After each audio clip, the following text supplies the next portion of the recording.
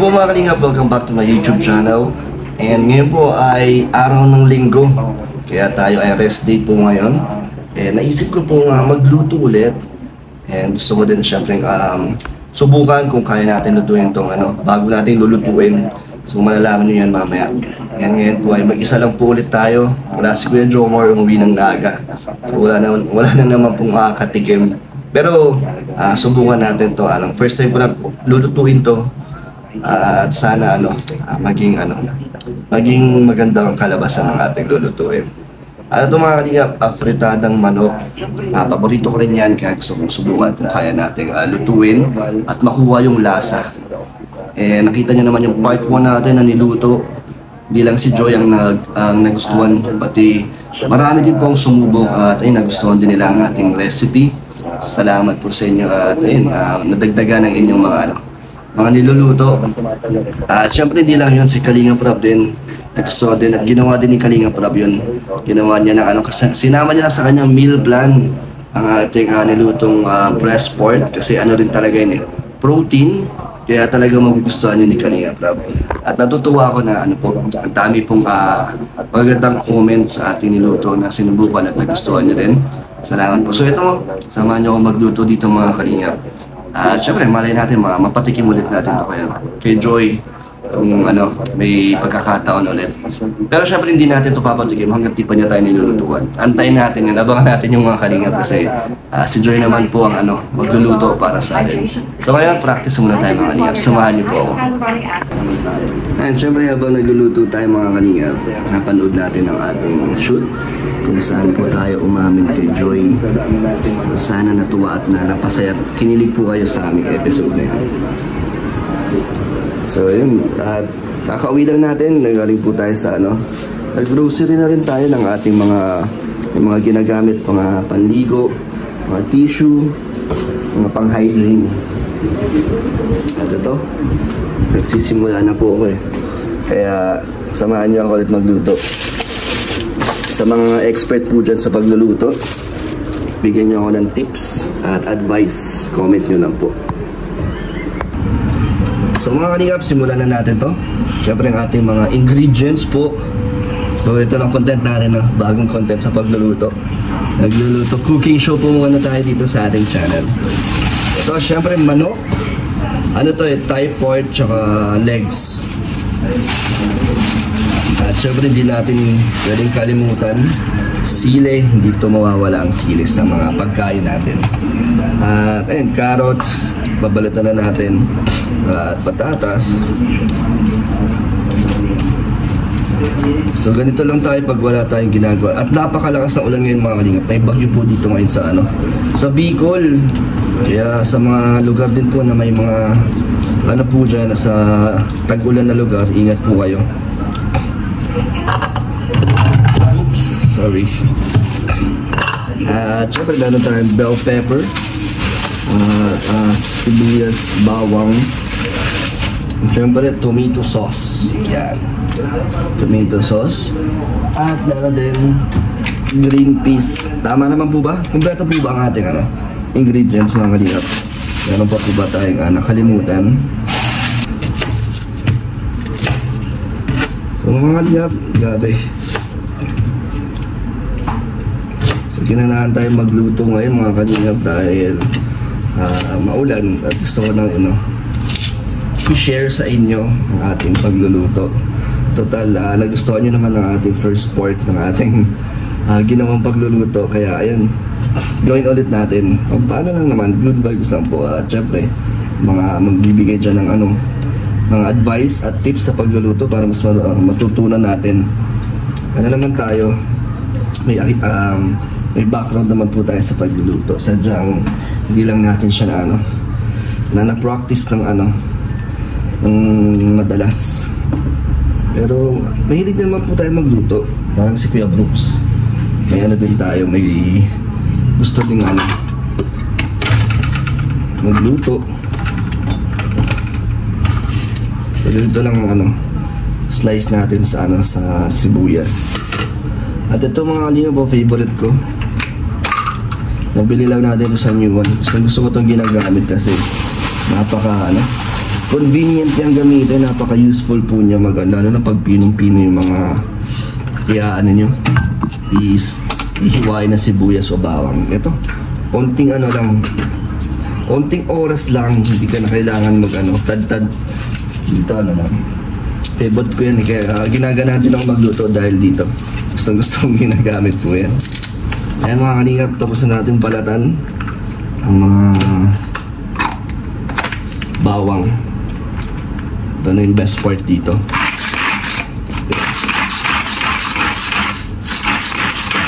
Diba?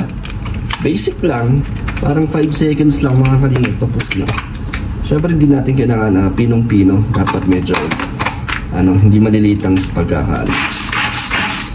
Sakto lang. Ayan, okay na.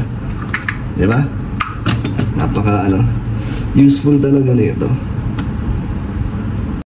Surprise in the middle of the night, your touch like velvet under the moonlight, whispers so sweet, fingers through my hair, time feels frozen in your steady stare.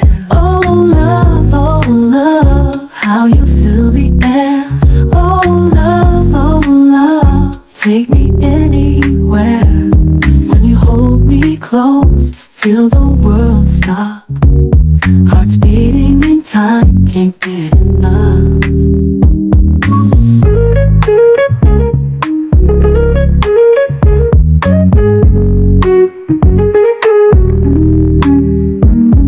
Soft and slow dance in our secret place.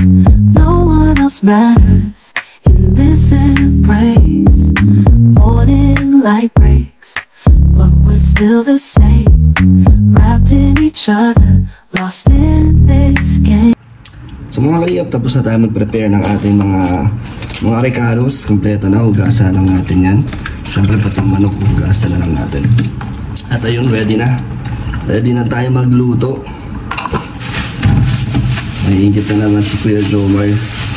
Hindi niya pa natitikman ang ating unang luto. Tapos ngayon, meron na naman tayo lulutuin na bago. Nagkakataon laging wala si Kuya Jomar. Umuwi kasi yun lagi pag weekends. Lalo na ngayon meron na siyang pabahay. Grabe, may pabahay na si Kuya Jomar. Congrats. At sana maging successful at matapos na yan para makapag-ribbon cutting agad. And syempre, ang ating pabahay mga kalingap kay Dayan, support nyo rin po yan. Yung mga views po ng mga iba't ibang content natin katulad nito, mga pampagood vibes, ay makakatulong po yan syempre sa ating mga charity vlogs. Syempre mga kalingap, para hindi sayang ang oras, para dalawa ang nagagawa agad natin, magsasaing na tayo habang nagluluto, diba? Meron tayo mga bigas dito. So dahil ako lang naman nakakain dito, 2 takal lang hanggang mamayang madaling araw, hanggang midnight snack na to. So itong kakainin natin, itong lulutuin natin hanggang mamayang madaling araw natin to. Magugutom ulit kasi tayo eh. Alam na ni Kuya Jomar, kaya pag nandito siya, kaya ko siya niyayaya kumain bago matulog, kahit kakakain niya lang. Inaalagaan natin si Kuya Jomar, lagi natin binulusog yan. Balita ko nga pagluluto niya din tayo si Carla, mga kalingap, abangan nyo lang, baka siguro pagbalik dito ni Kuya Jomar, gagawin niya na yan. So ganito lang ako magsaing. Natutunan ko lang to sa mga sa mga matatanda, yung pagsukat nitong tubig dapat daw hindi nalagpas sa guhit ng daliri. Nandito lang, hanggang dito lang daw. Tandaan ko yun nung bata pa ako. And effective naman, maayos naman yung pagsaing natin sa ganitong technique natin. Naman, maganda naman ang ang kanin. Ayan mga kalingap, papainitin na natin to at umpisahan na natin ang paggigisa.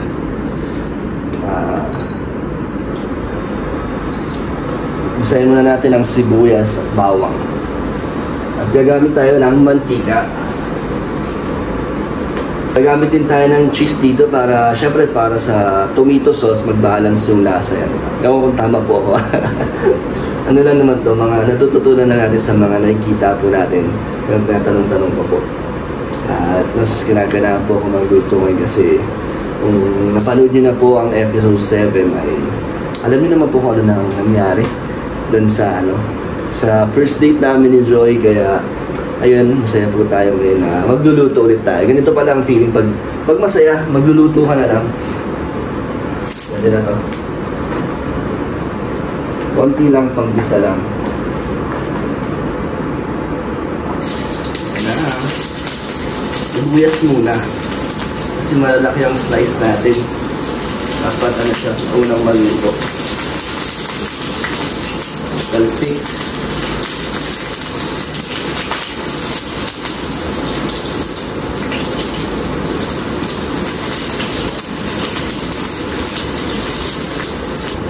Pasensya na mga kalingap kung hindi kita ang buong natin, katawan, kasi baka matalsikan ako sa mukha.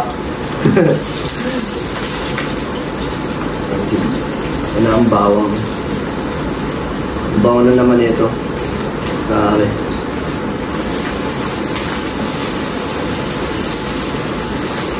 Naalala ko dito mga kalingap kung pinagluto natin si Joy.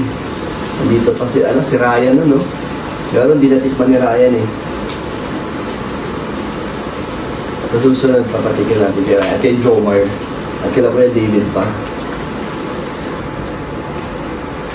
So, lutuin na natin ang manok.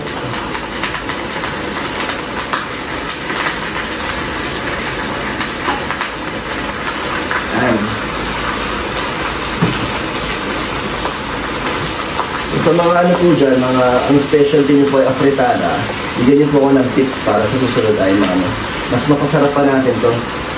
Tingnan natin kung magiging. Kung tama po ito, huwag niyo po akong i-bash. Nag-aaral lang po ako dito at nangihingi ako na advice po sa mga magagaling mag-YouTube para sa susunod. Alam na natin. Natutuwa rin po ako sa ganitong content natin is natututunan ko rin po na magluto at ibang mga recipe dyan, tututunan natin. Pinapanood ko na ito sa TikTok, sa YouTube. Itignan natin kung paano nila niluluto. Kaya ito, gawin naman natin.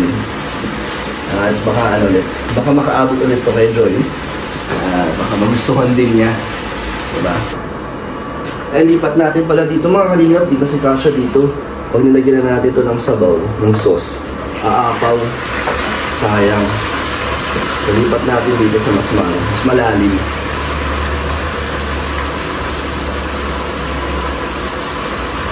Kaya kasi may sabaw kasi kung lulutuin natin, kaya mas maganda na yung sigurado.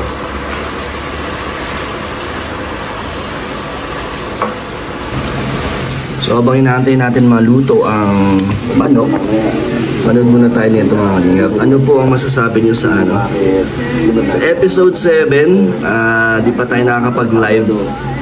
Kaya dito nyo lang po sabihin ang inyong mga komento sa episode 7 kung natuwa po ba kayo at nagulat din po ba kayo sa ating inamin kay Joy. Grabe, nabigla po tayo doon. Nabigla lang din ako ng mga kalingap na nadala lang ng nadala ng emosyon, kaya nasabi agad natin yung ano ba tingin niyo naging reaction ni Joy mga kalingap?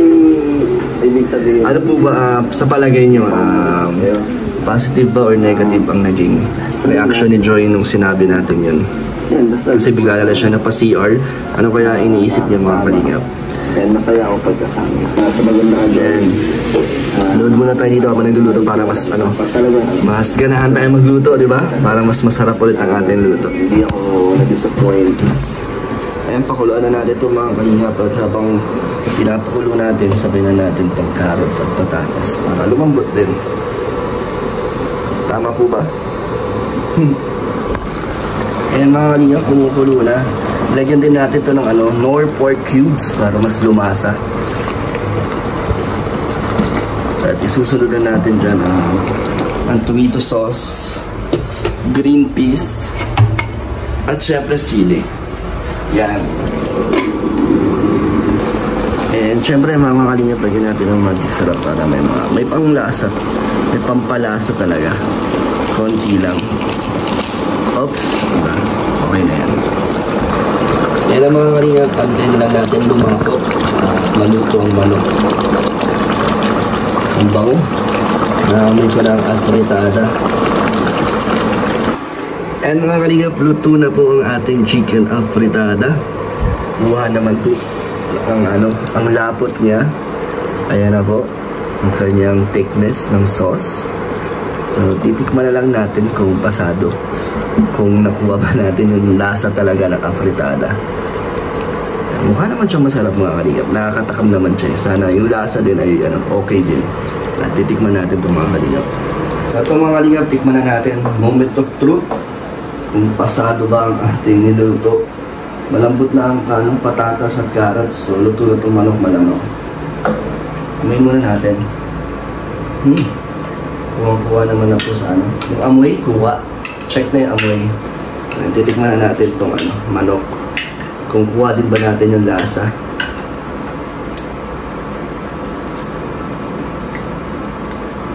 Sarap! Okay mga kalingap.